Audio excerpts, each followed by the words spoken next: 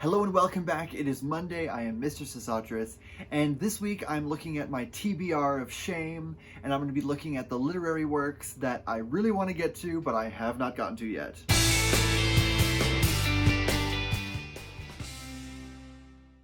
First up on the list is Isabel Allende's Island Beneath the Sea. This is a historical novel. It takes place kind of at the end of the 1700s, beginning of the 1800s. It's set in Saint-Domingue, which I think eventually becomes Haiti, and it follows a couple different characters as their lives sort of intertwine and all the tumult going on in there. This was when slavery was going on at that time. And she is just such a vibrant, captivating writer, and I loved House of the Spirits so much. Now that one is more magical realism. I don't know if she incorporates elements of magical realism in this one, so I'll have to read it and find out. But she's a fantastic writer, and this is one that's been on my shelf for forever, and I really want to get into this one. Next up on the list is one that I've sort of learned about recently and just picked up recently, and that is Half of a Yellow Sun, and I'm probably going to butcher the author's name terribly, so that is their name, and I do not want to pronounce it incorrectly. Now it's interesting, this is a book that I've never heard of before, but the fates sort of tossed this book into my path. Oh, there's a cat. And so what it was, I was talking to a coworker the other day, and we're both English majors, and she was talking about books that she read, and she said there was this one book that I read, it was something about a yellow sun, and I remember really liking it, but you know, she couldn't remember a whole lot about it. Yes, it's fine, Kitty. And so I was like, oh, that sounds interesting. So I filed that away in the back of my head. And then after work, I went to the bookstore that's nearby. And this was just kind of on there's like the stacks of books that haven't yet been shelved. And it was like sitting when you go down the stairs into the used book area. And this one was just sitting there on the top. And I was like, oh, hey, that's the book she was talking about. And so I don't know anything about it. I grabbed it. It's set in southeastern Nigeria during the late 1960s, and it's tumult and cultural change, and we're following kind of a family kind of through the years. So, but it sounded fascinating, and the fact that the universe was like, here's the book you were thinking about. You should just read it. And I'm like, okay, thanks, universe. So I am going to get to this one eventually, but it sounds really fantastic, but also heartbreaking. So I'm going to have to steel myself for this one. Next up is The Blind Assassin by Margaret Atwood. I love Margaret Atwood. I've read a bunch of her books. This is one of hers that I have not gotten to yet. It's gotten really good reviews, and this one just feels really engaging. It's set during kind of the 30s. This was released in the year 2000, and it's so funny because the thing on the back, the little blurb, it says, sexually explicit for its time. You know, the blind assassin describes a risky affair in the turbulent 30s. And I'm just wondering if the person who was writing the blurb at the back was talking about like explicit for like the 30s or explicit for like 2000. Like, this is like a year after The Matrix came out. Like, that wasn't necessarily the mists of time. But anyways, I thought that was really funny. But anyways, this is definitely one that I want to get into. It's kind of big, but I love when she digs into kind of historical stuff. Alias Grace is one of my favorite books by her, and I definitely want to get into this one. Plus, I really love the cover. It's got the kind of 1930s fashion going on there. So yes, this is one that I definitely want to get into. Next up is a Jane Austen one. Now, it's funny, I love Jane Austen and I have all of her books, but I've only read 3 of them. That's so terrible. I'm a bad person.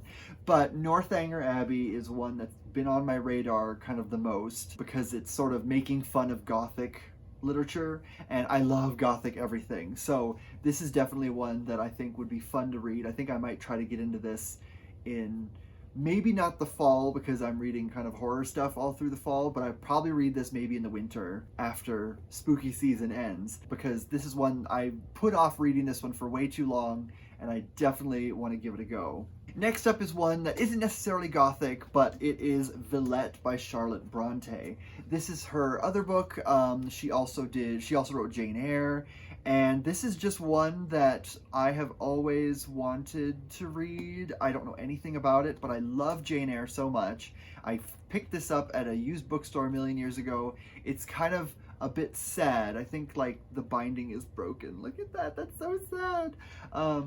So I might have to get like another copy to read, or I'll go through this in audiobook and just keep this one on my shelf. But this is definitely one that I want to read. Okay, now that I've messed with it, okay, there we go.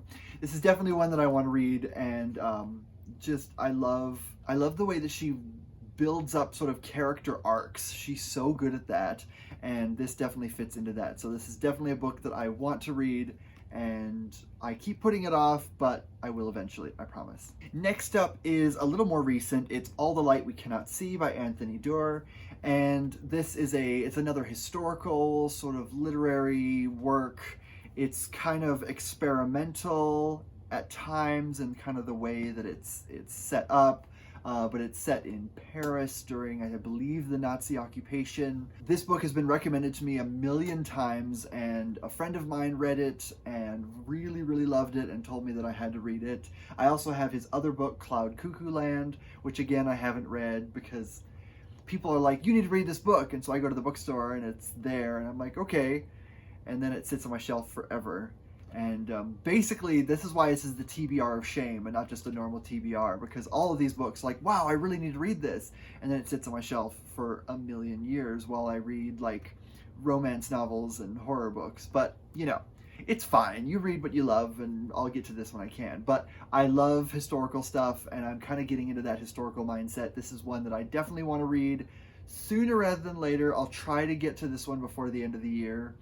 We'll see how that goes. But I think starting in like November, December, I'm going to want to read more literary stuff just because I always do at that time of year anyways. So this is one that I think I will get to in that period. Next up is Watershed by Percival Everett. I love James. That was the first book by this author that I've read, and he's written a ton of other stuff, but this is one that I picked up that seemed really interesting. It's based around sort of a character who gets caught up in like Native American treaty rights, and it's sort of a thriller, and I don't know, it just looked really engaging, and I love this author's narrative style, so this is definitely one I am excited to read. It's probably going to be heartbreaking and painful, but that's okay because I love his writing. Next up is The Night Watchman by Louise Erdrich. I loved Love Medicine, which is the first book of hers that I read, and it was just fantastic. And this is kind of one that has gotten a lot of good press. It won the Pulitzer Prize. I definitely want to read more of her work. I also have a couple other of her books. I have The Sentence and The Roundhouse, and those are definitely ones that I want to get into as well. Her writing style is so wonderful because she just creates sort of moments. Like, she's so good at crafting sort of the moments that stick in your memory because of something that happens. And so it isn't so much like, you know, the plot being sort of an artificial pathway that sort of pulls you along. It's more just the story unfolds at the speed of like real life and the moments in the characters' lives that most affect them. She's so good at creating imagery, the kind of thing where it's like when you think back to, you know, the time I spilled this at my grandmother's place and I broke her favorite mug or something, like those things that really stick in your head because they're so vivid. That's kind of the whole way she writes. It's sort of dreamlike, and it's so rooted in like the senses. She's a terrific writer, and I definitely want to read more of her work. Next up is The Poisonwood Bible by Barbara Kingsolver. I recently finished reading Demon Copperhead, and I adored that book. Definitely one of my favorite books of the year. And I found this one at a used bookstore, and I could not let it go. I had to pick this one up. A lot of people have said this one is also a really fantastic book of hers. She's written a ton of stuff, and she's also written some nonfiction.